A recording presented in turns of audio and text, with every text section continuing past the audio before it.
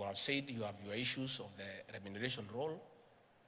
You have explained to me there and here, and what we have agreed, I'll create the framework. My office has been tasked by the President responsibility of coordinating constitutional commissions and independent offices. I'm the one who does that coordination in my office. So we have agreed with the chair. I'll call that forum for you. The Attorney General and no other people involved, we begin that conversation so that like your counterparts, the lawyers and other professionals, you can have your own remuneration role. Lakini msiweke pesa mingi sana, mlipicha kidogo. There is too much competition. Even these lawyers, I can tell you, because some of us wafanyi biashara pia, hatuwalipi ile iko kwa hiyo role. Tuna negotiate because mawakili ni wengi sana. Tusema wewe ni ngapi, wewe ni ngapi, wewe ni ngapi, wanashindana inateremuka. It is good to have the remuneration role as a benchmark. But you are also many. You have told me you are 35,000.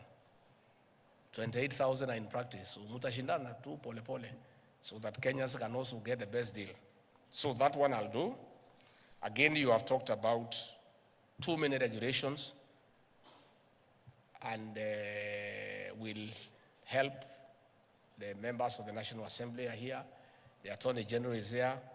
We can agree on how to fast track the review of these regulations so that we can collapse them into something that is making sense, so that we don't have too many laws for the same person doing the same thing. So that is something we can help in terms of fast tracking with the leader of the National Assembly in Parliament, with the Attorney General, with our legal drafters. We can work together and we can help you to fast track that one. The MP for Molo, KK, my good friend, has said about you people being targeted when there are investigations. It is true. Even the procurement people who are here crying the same. It is true, and it's very sad. And I said, and I want once more to reiterate to ACC and DCI, please hire professionals to be your investigators. Hire accountants, hire procurement people who can advise you on how the investigation is going. You find some of these policemen, they have no idea about accounting. You know? So he is being asked to interrogate you and write statements on things that himself he cannot comprehend. You know? I from a personal experience on how absurd our investigative agencies can be when they are investigating complex matters beyond their pay grade. When we were fighting to come to government, and the previous government targeted me for persecution because of my political stand, which was very firm, and decided to try to blackmail me to change my stand. They sent CID officers all over my life to look around my life for 50 years and turn it around and see whether they can get something. So I had put some money in a microfinance for 8 years. Fixed deposit, 200 million. Money I had earned through hard work, saved, put 200 million, and through good advice by accountants, told me put this money in the fixed deposit and live for the interest.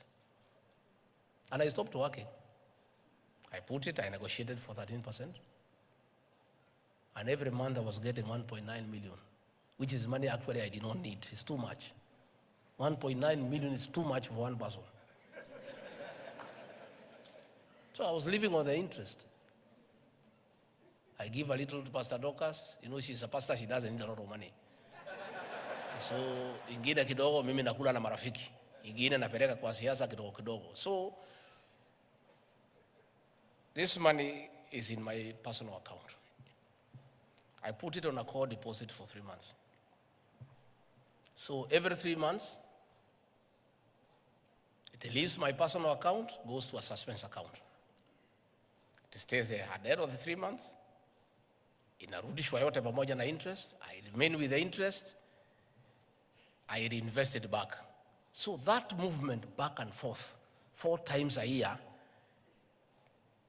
a corporal in police said, I have 800 million every year that is coming to the account. You know, that movement back and forth. So they calculated for 8 years, they said it's 12.4 billion. And they put up a case of 12.4 billion. And it's the same amount of money. The only 200 is the only money. There is no other money. Movement of back and forth, back and forth, back and forth. So yeye anaangalia pale, mwisho pale, at the head pale.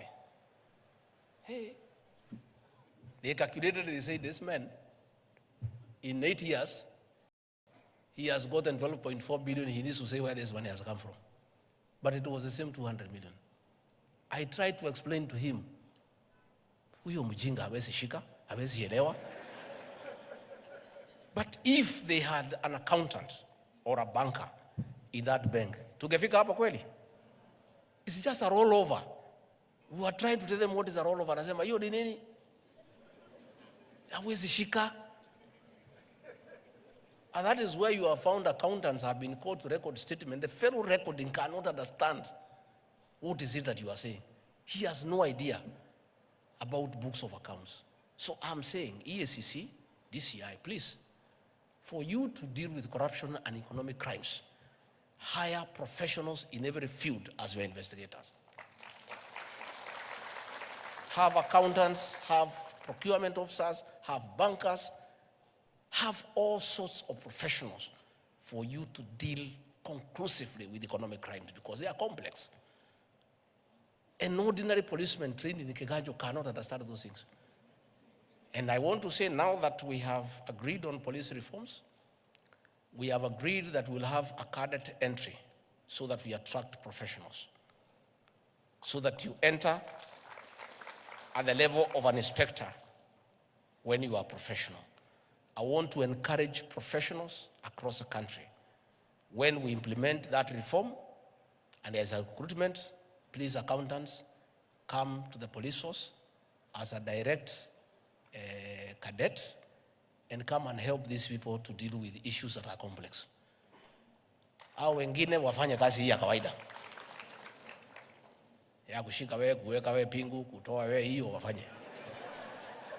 Lakini ingine hii ni mambo ngumu hii. These are difficult issues.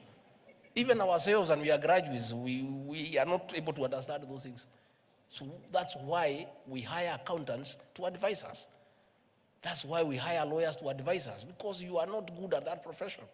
So to avoid this harassment of professionals by police, let us bring in professionals in the investigation agencies and things will be okay. Finally,